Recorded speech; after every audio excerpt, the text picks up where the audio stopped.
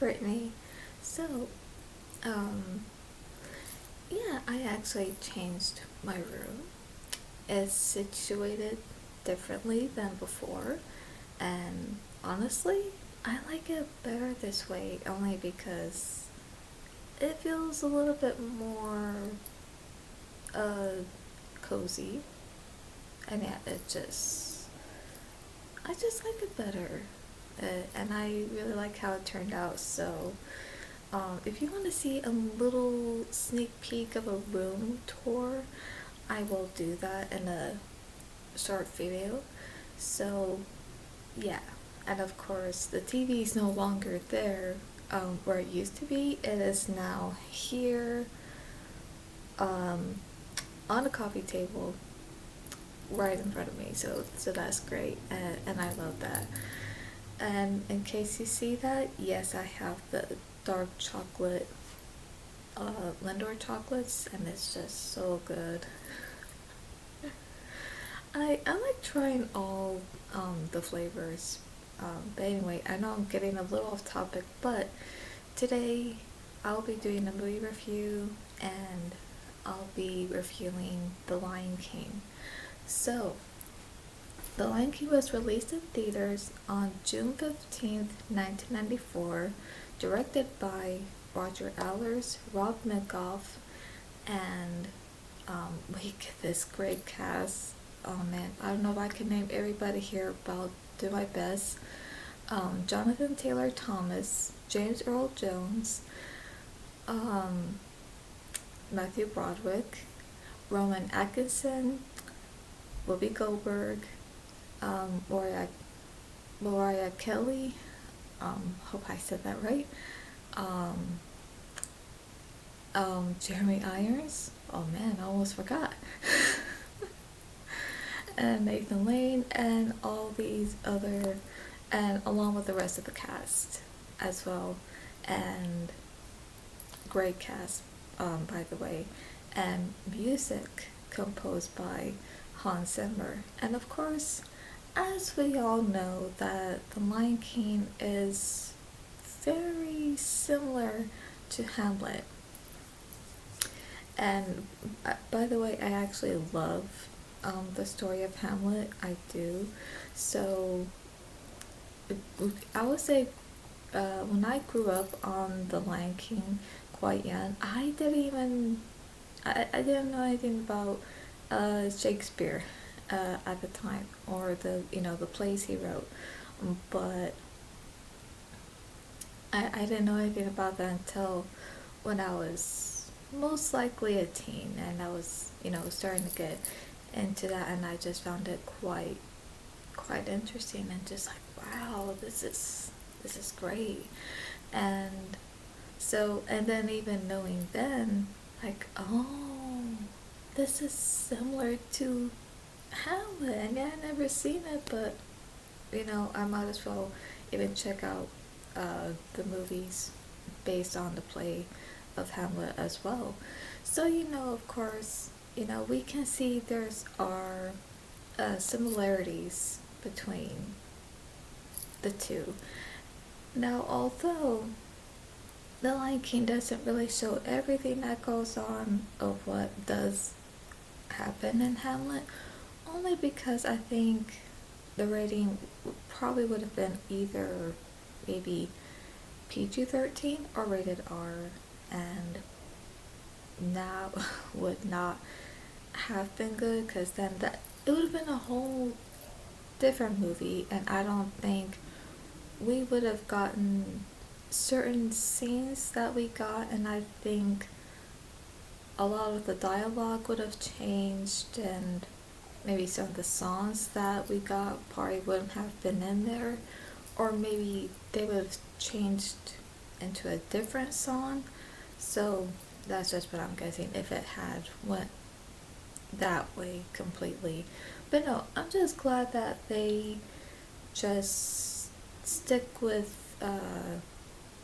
I'm just glad that they only did what they did, where of course we do see some similarities, but it's not exactly seeing it like a complete copycat, because yeah, then like I said, the rating for the movie would have been different too, and other things would have been completely different.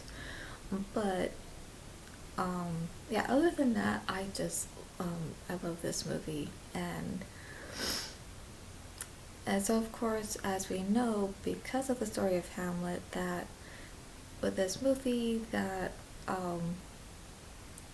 Mufasa and Sarabi just had a cub, so they're king and queen of the Pride Lands, and that's their kingdom. And so, a cub is born, and that's baby Simba, which is so cute. And um, and then of course we get the jealous brother, Scar, who not only is jealous of his brother because he's king, but he's jealous of his nephew because he knows that one day when Mufasa, when his time comes, that he wouldn't be next in line to be king because Simba will. So yeah, he's just angry and very, very jealous.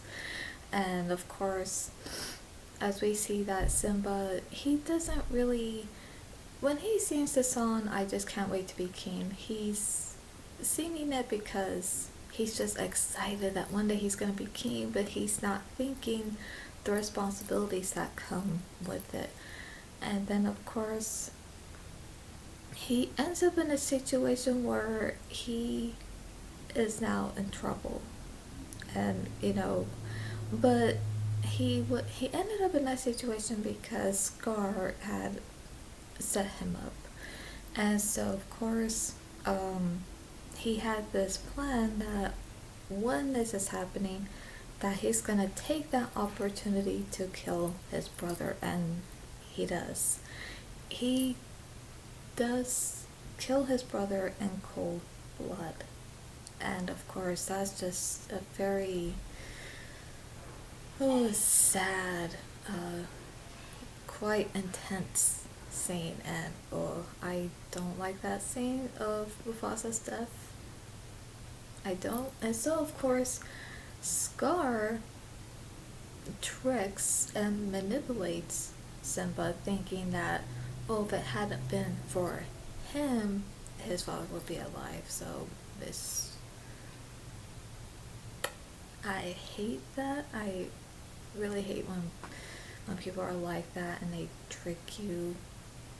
So anyway, I don't want to go on about that, but I'm just saying I hate that in general. So Simba takes off.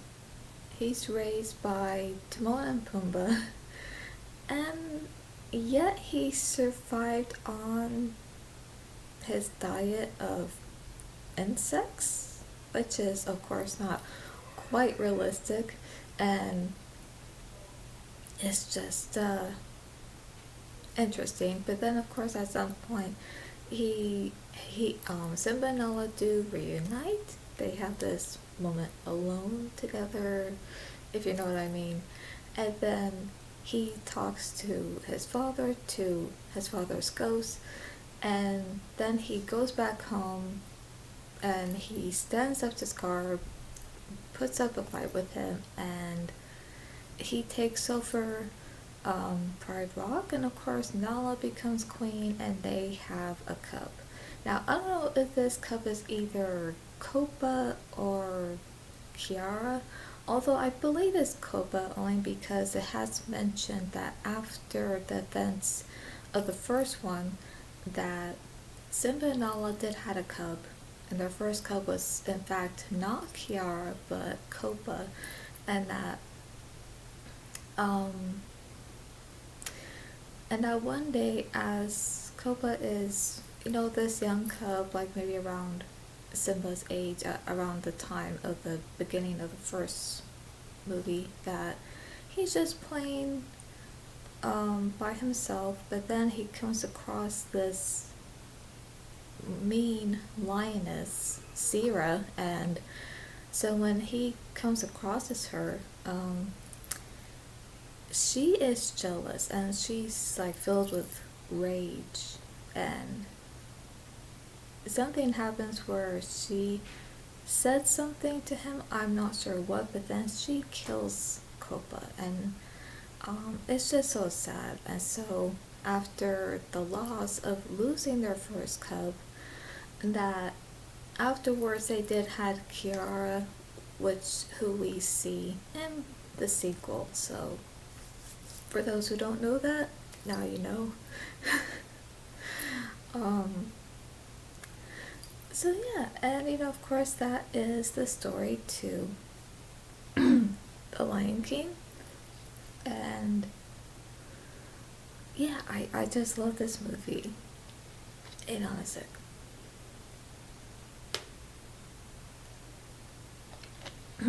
Sorry about that. Okay, so yeah, I love this movie, and um, of course I do love the story. I do love that it's like this animated, you know, Disney version of Hamlet, and like I said, it's quite similar to that. And of course, there's just other things we don't see in a movie that we know what happens in the story of Hamlet. But I'm actually glad though, because there's just some other things I know what happens in the story of Hamlet that would not have been good to have seen that in The Lion King. So, um, yeah. But of course, I do like that though. Um, and of course, I think it's very fitting that to get this Disney um, Hamlet version is, or it's mostly in the setting of where it is, and where is the characters are not in fact humans but lions. So I think that that did very well, very. And so yeah, I just love that. I really do. And so yeah, I just love that. Not only does it have similarities to Hamlet, but I love that it also has its own other scenes as well. It has um these musical scenes, with these great music numbers in the movie, and of course with the humor and just these other great scenes that we could see.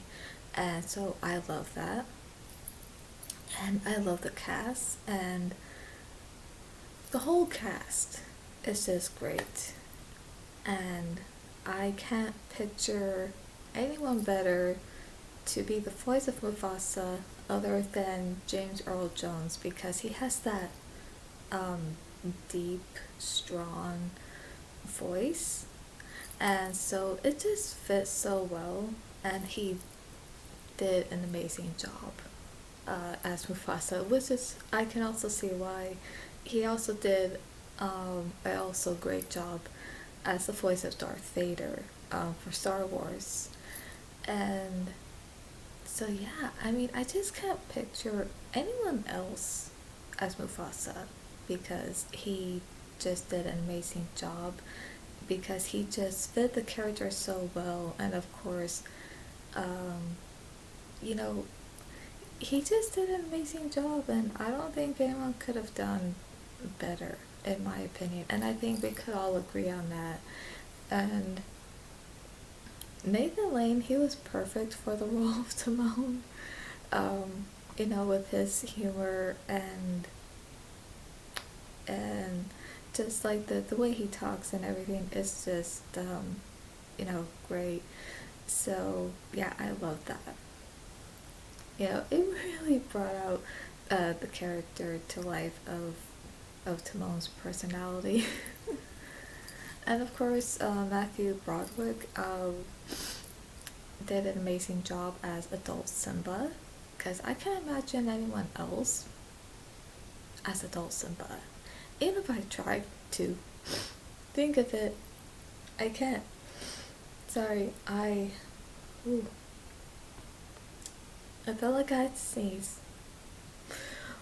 Don't worry, it passed. Oh, close call. And yeah, oh, and Jeremy Irons, he did an amazing job as Scar.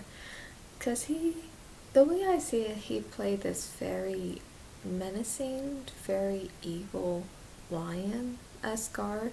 So, yeah, like I said, he did an amazing job. And even though there's some scenes where Scar might say something, might sound, kind of silly, but at the same time, Scar is still this evil um, villain. I think he's just one of those villains where you don't like, but at the same time you kind of like him because how good of a bad villain he is, but at the same time you hate him too. So it's kind of strange like that, and I think people can relate to that to some villains. Although I think that's how it is with Scar. I feel like as much I don't like Scar because of what he did and how he did this horrible thing just to, you know, be king and everything. But at the same time, I would say he's one of my favorite Disney villains just because he's good of a evil villain. But at the same time, I still don't like him because I don't like what he did. If that makes sense, and I know it sounds confusing, but that's just how it is. And believe me, I don't have like a whole list of movie villains. Oh man, I should try to make that kind of list, but um, I don't think I have a lot. But if I do, I'll probably let you know. Oh, that'll be interesting. Um, so anyway, yeah, the whole cast is just great, and they all did an amazing job. So I love their performances of the characters that they played. It's just amazing, and Hans Zimmer, who composed the music, he did an amazing job. He really did, because I know there's other great music composers that I know who also do amazing um, of their job, but I think Hans Zimmer was the best choice to compose the music for The Lion King, only because it really came out just wow.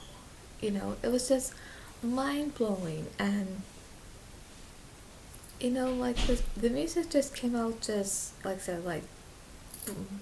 You know what I mean? And just kind of came out strong and just like wow, and it really moves you, and it's just like epic, but also emotional and just so moving, and I just love that. I love it, and even with the other work he's done in other movies, he also still does an amazing job, and he knows what he's doing. So when he did the music for The Lion King, it was just amazing. Like I said, just like in a way, like I said, emotional, but also quite powerful and just epic. Completely, you know, totally epic. And so it's just so moving. It really is. So I just love it.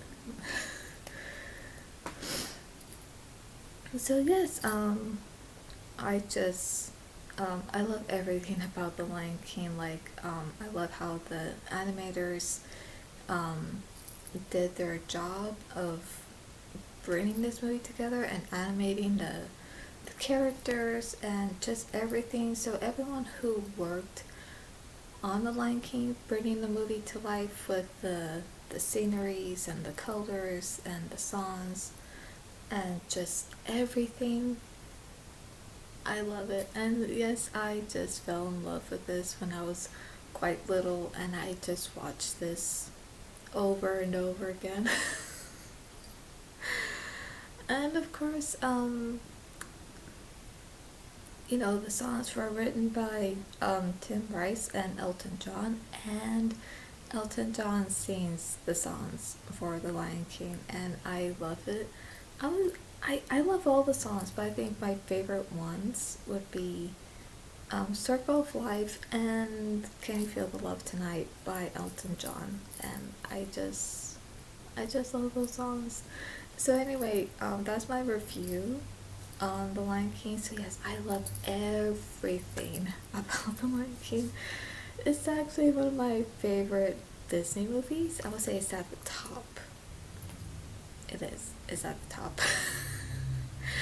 I do have other favorite Disney movies, although I would have to make a list of that. So, yeah, and I would say for my rating, I would give it an A. I would give it a 10. I would give it 99% and 4 stars. Okay, so that's that. So yeah, that is my review and rating on The Lion King. So, and of course, The Lion King is gonna celebrate its 30th anniversary in June this year. And I can't wait, and I'll be doing other videos on The Lion King as well. So that's all for today, and I'll see you at the movies.